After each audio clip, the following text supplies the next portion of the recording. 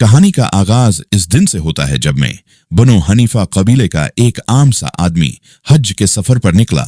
गर्मी का मौसम था, सहरा की हवा तेज थी और मक्का की गलियां ज़ायरीन से भरी हुई थीं। हर तरफ अल्लाह अकबर की सदाएं थीं, मगर मेरा दिल किसी और ही वजह से बेचैन था। एक मसला था, एक भारी टैक्स जो मुझ पर लागू किया गया था और मैं किसी भी तरह उसे अदा करने की इस्तिताअत नहीं रखता था। मेरे बच्चे, मेरा खानदान सब फाकों के करीब थे और फिर किस्मत ने मुझे एक ऐसा मौका दिया जिसका मैंने कभी तसव्वुर भी नहीं किया था। ये हरम के एक पुरस्कून गोशे में था जहां मेरी नजर एक परनूर शख्सियत पर पड़ी। इमाम मोहम्मद तकी अल जवाद, नूरानी चेहरा, आंखों में इल्म की गहराई और वजूद में एक ऐसी किशिश जो बयान से बाहर थी। मैंने झुझकते हुए कदम बढ़ाया और मोदबाना सलाम किया। मौला, मैं एक बड़ी मुश्किल में हूँ, मैंने लरजती हुई आवाज में कहा। इमाम ने नरमी से मुस्कुराकर मेरी तरफ देखा, जैसे वो पहले ही सब कुछ जानते हों। बताओ, क्या मसला है?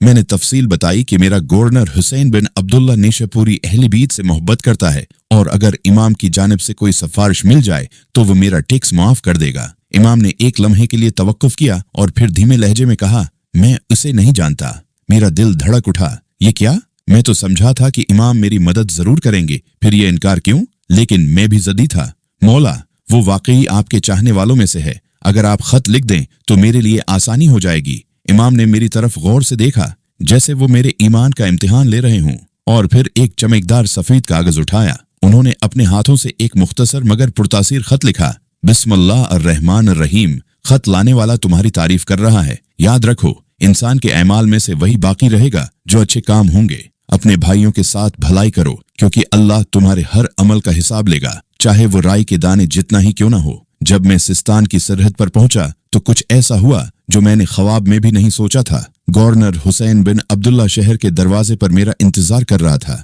ये वो शख्स था जिसके दरबार में जाने के लिए आम आदमियों को महीनों इंतजार करना पड़ता था, और वो यहाँ खुद खड़ा था, धूल से उठे रास्ते पर। मुझे देखते ही वो तेजी से मेरी तरफ बढ़ा, खत लिया, आंखों से लगाया और उसे चूमकर आंसू बहाने लगा। ये खत कहाँ से आया? उसकी आवाज लर्ज रही थी। इमाम मोहम्मद तकी अल जवाद ने दिया है, मैंने जवाब दिया। ये सुनकर उसके चेहरे पर अकीदत की रोशनी और भी बढ़ गई। क्या चाहते हो? बोलो, तुम्हारी हर हाजत पूरी की जाएगी। मैंने धड़कते दिल से अपनी फरियाद रखी और उसने फौरा हुक्म दिया कि मेरा टैक्स हमेशा के लिए मुआफ कर दिया जाए। न सिर्फ ये, बल्कि उसने मेरे पूरे खानदान के लिए एक मुस्तकिल वजीफा भी मुकर्रर कर दिया। जब तक मैं यहाँ हाकिम हूँ तुम्हें कभी किसी चीज की कमी नहीं होने दूंगा। मैं हैरत और खुशी के मिले जले जज्बात के साथ वहाँ खड़ा था। ये सब एक खत के जरिए मुमकिन हुआ था। ये वाकया मेरी जिंदगी की सबसे बड़ी हकीकत बन गया। वो खत बरकत, इज्जत और करामत का खजाना था। गवर्नर ने न सिर्फ मेरा कर्ज मुआफ किया, बल्कि अपनी आखिरी सांस तक मुझे तहाइफ और मदद भी भेजता रहा।